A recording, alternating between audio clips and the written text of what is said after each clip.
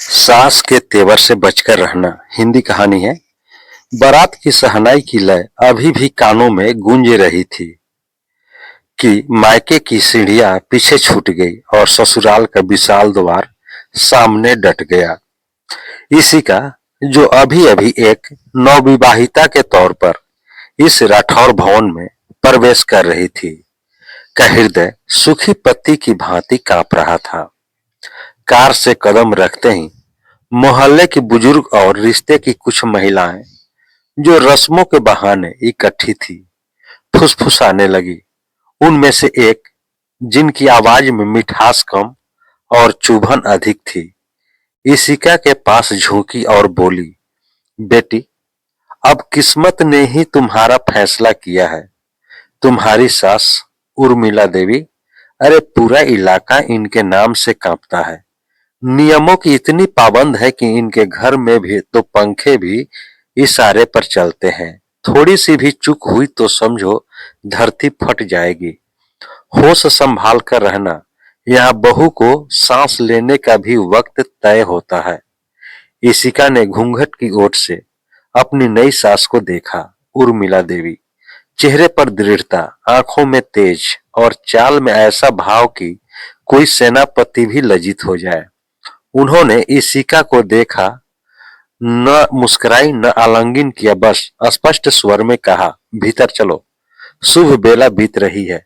उस रात इशिका की आंखों से नींद कोसों दूर थी। बुजुर्गों की चेतावनियां बार बार कानों में गूंज रही थी। इशिका का असली पेशा कैनवस पर रंग बिखेरना था।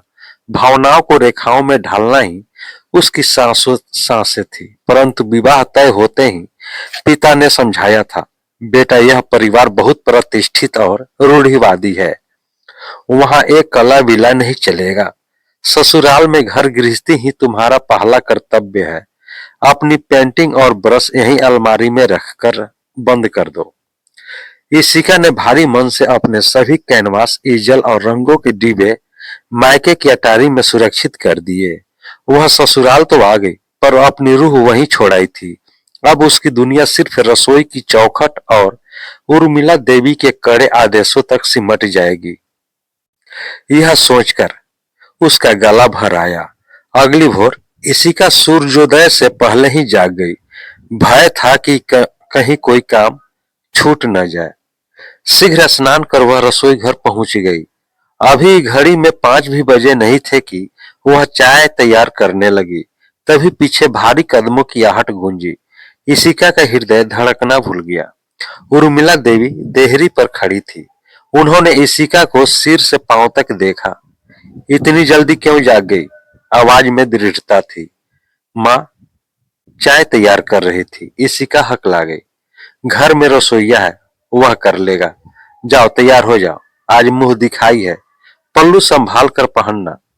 और एक बात, जरूरत से ज्यादा मत बोलना। जो पूछा जाए वही कहना। इतना कहकर वे चली गई। इशिका की पलकें भीग गई। यहाँ तो चाय बनाने की इच्छा भी अनुमति मांगती थी। पूरा दिन रीति रिवाजों में बीता। इशिका एक सजी हुई मूर्ति की तरह बैठी रही। महिलाएं आती और उसका चेहरा देखती, फिर उर्मिला देवी की ओर देखकर धीमे स्वर में बातें करती। हर क्षण ऐसा लगता मानो वह किसी अदृश्य पिंजरे में कैद हो। तीसरे दिन दोपहर का वक्त था। घर के पुरुष कार्यस्थल पर जा चुके थे। इशिका अपने कक्ष में अकेली बैठी थी। उसकी नजर मेज पर रखे एक पेन और टिश्यू पेपर पर पड़ी। अनजाने में ही उसका हाथ आगे बढ़ा। उसने पेन उठाया और कागज पर रेखाएं खींचने लगी। उसका हाथ किसी प्रशिक्षित कलाकार की भांति स्वतंत्र चल रहा था। कुछ ही मिनटों में कागज पर एक उदास युवती का चित्र उभार आया, जो खिड़की से बाहर देख रही थी। तभी दरवाजे पर आहट हुई। इशिका चौंकी। उसने जल्दी से कागज मोड़कर मुट्ठी में छिपा लिया। सामने उर्मिला देवी खड़ी थी।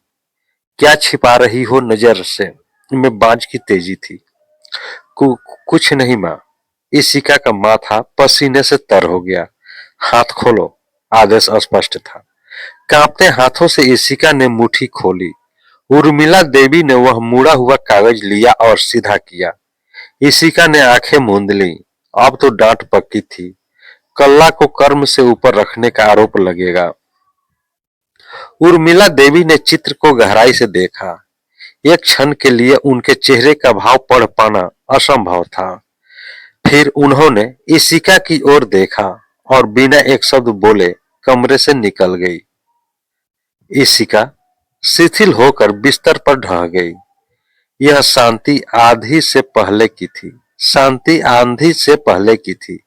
शाम को उर्मिला देवी की आवाज आई, इशिका तैयार हो जाओ।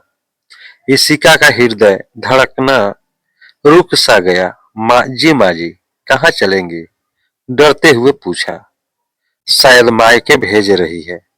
प्रश्न मत करो, जो कहा है करो और साड़ी की जगह सादा सूट पहन ले, चलने में सुविधा रहेगी। इशिका ने बिना शिकायत के तैयारी की। कार में पीछे की सीट पर वह उर्मिला देवी के साथ बैठी। पूरा सफर मौन रहा। इशिका की हथेलियां पसीने से भीग रही थी।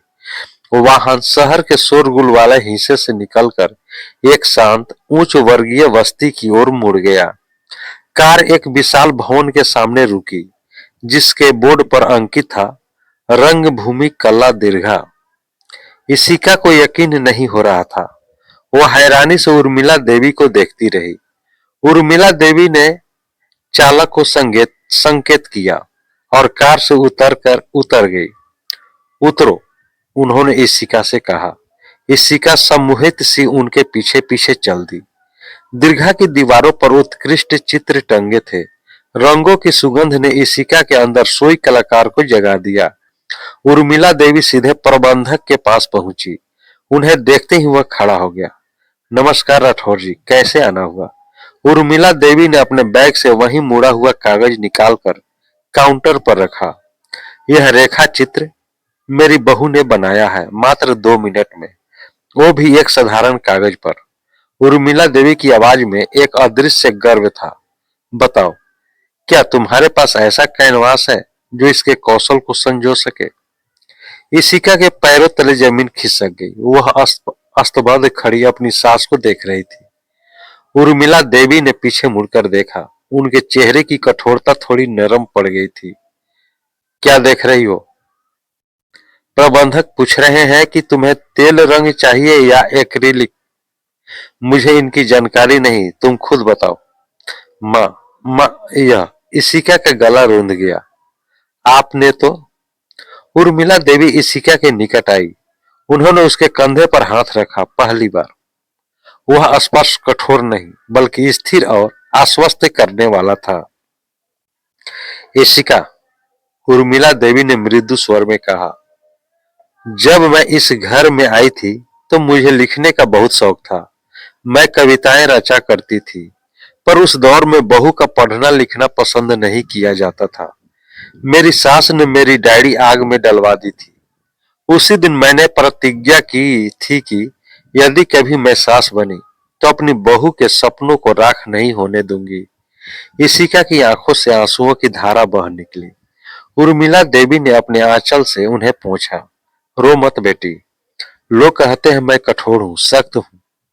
मैं कठोर क्योंकि यदि मैं दृढ़ न होती तो इस समाज के पुरातन विचार मेरे घर की महिलाओं को कब का कुचल देते। मैंने नियम इसलिए बनाए ताकि यह घर सुरक्षित रहे, इसलिए नहीं कि किसी की सांसें रुके। उन्होंने दीर्घा में रखे कैनवास और रंगों के सेट की ओर इशारा किया। तुम्हारे पिता ने विवाह के समय कहा था कि तुम चित्रण में निपुण हो, पर साथ ही यह भी कहा कि अब घर गृहस्थी तुम्हारा धर्म है। मैंने उसी क्षण तय किया था कि घर चलाने के लिए हाथ चाहिए और अपने साकार करने के लिए पंख। मेरे घर की बहू के पास दोनों होंगे। इशिका ने उर्मिला देवी के चरण छू लिए। उर्मिला देवी ने उसे आलिंगन में ले लिया। अब खड़ी खड़ी क्या देख रही हो? उर्मिला देवी ने अपनी पुरानी स्पष्ट आवाज में लौटते हुए कहा, जाओ अपने पसंदीदा रंग और ब्रश चुनो। मैंने घर की तीसरी मंजिल का कमरा खाली करवा दिया है। वहां प्रकाश बहुत अच्छा आता है। कल से तुम्हारी सुबह चाय बनाने से नहीं, रंगों को मिलाने से शुरू होगी, समझी? इशिका ने आंसुओं के बीच मुस्कुराते हुए सहमति में सिर हिलाया। जी माँ।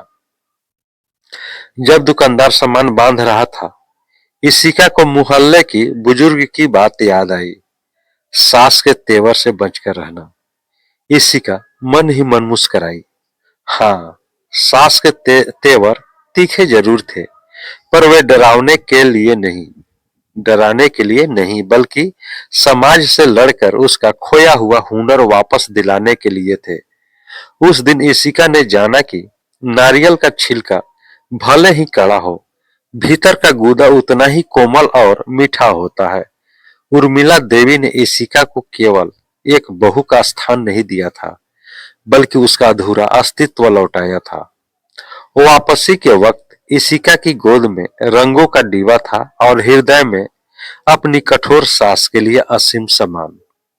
दोस्तों, यह कहानी आपको कैसी लगी? कहानी को लाइक करें, शेयर करें। चैनल पर नए हैं तो चैनल को सब्सक्राइब कर लें।